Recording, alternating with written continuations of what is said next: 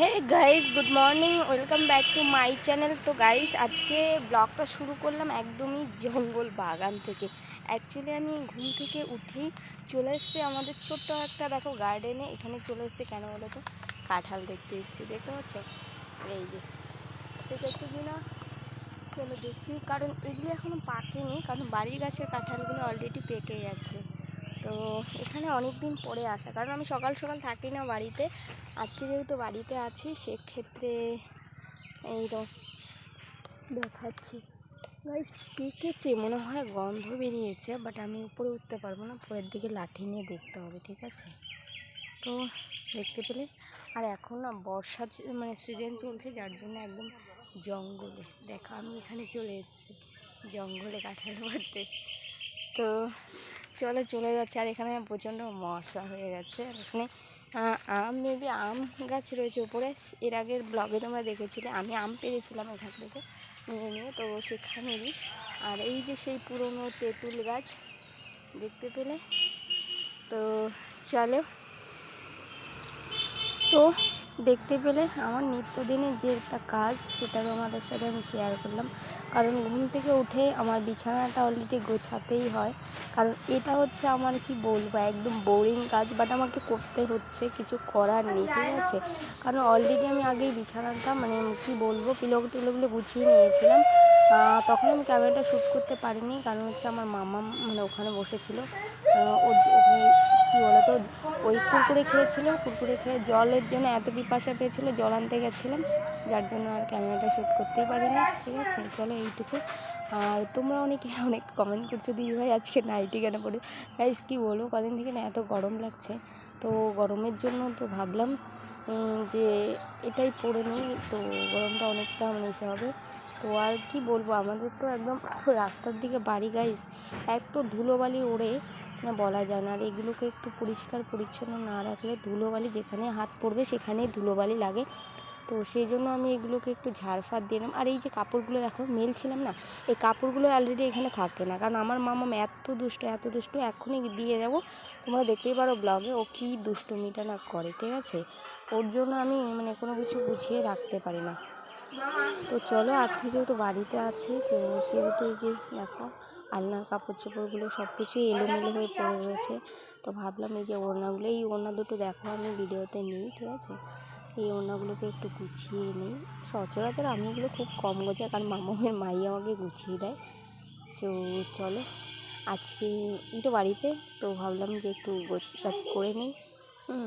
গুছিয়ে নিয়ে লাভ নেই গাইস, কী বলবো বলো তো? এই যে আমি যেগুলো গুছাচ্ছি, ওপরের ধাপে যা রয়েছে, হ্যাঁ, সেগুলো হচ্ছে তোমার ঠিকঠাক থাকে, নিচে ধাপেরগুলো মামা সব টেনে ফেলে দেয়, বুঝতে পেরেছো? আর এই ড্রেসটা সেদিন আমি বললাম না কৃষি অফিসে গেছিলাম, তো সেই জন্যই আমি এটাকে মানে পরে গেছিলাম। তো ভাবলাম যে এখানে থাকলে ধুলোবালিতে আর নোংরা হচ্ছে, তো সেটাকেই আমি গুছিয়ে রেখে দিচ্ছি।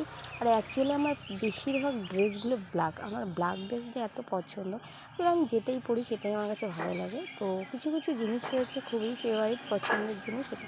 আর আমি নাইটি অ্যাকচুয়ালি পরি না গাইস, কী বলবো জানো? এই জন্য আমি দেখো নাইটিটা চাপানো হয়নি আর ঢলঢল করে, মানে অ্যাকচুয়ালি আমি বাথরুমে যখন স্নান করে আসি তখন এটাকে পরি, আদারওয়াইজ আমি নাইটি ফাইটি পরি না, তোমরা দেখো, ঠিক আছে? এর বাইরে আমার কোনো কিছু পরাও হয় না। তো এই দেখো আমার টেবিলটার অবস্থা, কারণ আমার বাড়িতে কোনো কিছু গোছগাছ থাকে না। অ্যাকচুয়ালি মামামের মায়ের ঘরটায় মানে গোছগাছ থাকে, কিন্তু আমারটায় থাকে না, কারণ আমার মামাম সবসময় আমার এখানে বসে থাকে, ওই যে দেখতে পেলে, হ্যাঁ, দরজার কাছে ও বসে রয়েছে। তো সেহেতু আমি এত কিছু গুছিয়ে রাখতে পারি না। তো যাই হোক গিয়ে, তো দেখতেই পাবে আমার সমস্ত জায়গায় সমস্ত কিছু আমি উপরে তুলে তুলে রেখে দিয়েছি, ঠিক আছে? তো যার জন্য আর গোছগাছ হয় না, কিছু করার থাকে না, তবুও চেষ্টা করি যতটা পারি পরিষ্কার পরিচ্ছন্ন রাখতে। আর তোমরা বলো, এই দিদিভাই এই টিয়া পাখিটা কে বানিয়েছে? তো গাইজ, এটা আমি যখন ক্লাস 12 ক্লাসে পড়তাম, ঠিক আছে, তখন আমি আমার স্কুলের ম্যাম আমাদেরকে শিখিয়েছিল, সেই সময় আমি বানিয়েছিলাম ওই টিয়া পাখিটা, ঠিক আছে? তো এখনও রয়েছে কিছু কিছু, টিয়া পাখিটা বানিয়েছিলাম, একটা মাফলার বানিয়েছিলাম, ঠিক আছে? আর একটা ওই যে মাথায় দেওয়ার কি বলে না, বউ বেলের মানে ভেল টাইপ একটা, ওটা আর কোমরে দেওয়ার একটা বেল বানিয়েছিলাম, এই যেগুলো বানিয়েছিলাম। তো চলো, ঘরের কাজ তো হয়ে গেল, কিছু কালকের ভেজা জামা কাপড় রয়েছে সেগুলো গুছিয়ে, মানে কালকে বৃষ্টি হবে হবে ভেবেছিলাম, তো সেগুলোকে এমনিতে মেলে দিয়ে রেখেছিলাম বারান্দাতে। আর আমাদের গ্রামের বাড়িতে এরকমই কাপড় চোপড় বারান্দাতে শুকোতে দেওয়া থাকে। ঠিক আছে, চলো এগুলোকে রোদে শুকোতে দিয়ে আসি। ঠিক আছে, আর কি বলবো গাইজ, আমাদের বাড়ি ঘরগুলো কেন এরকম এখনও গোছানো হয় না। অ্যাকচুয়ালি আমাদের বাড়ি ঘরগুলো পুরো ফুল মানে কমপ্লিট হয়নি, যার জন্য আমি তোমাদেরকে, তোমরা অনেকে বলো দিদিভাই হোম ট্যুর দাও, হোম ট্যুর দাও, বাট আমি হোম ট্যুর কেন দিতে পারি না, এই জন্য কারণ আমাদের বাড়িগুলো গাইজ ঠিকঠাক হয়নি। আর আমরা গ্রামে থাকি, অ্যাকচুয়ালি শহরের বাড়ির মতো এত এসে নেই। ঠিক আছে, আর এদিকে কাপড় মেলতে চলে এসছে, আর এদিকে দেখো পুরো জঙ্গল মেলে দেই আগে। আমি হাতে কয়েকটা গাইস, আজকে সকাল সকালে ব্লগটা শুরু করেছিলাম, তোমাদের দেখালাম সকালবেলা যতটুকু কাজ ছিল।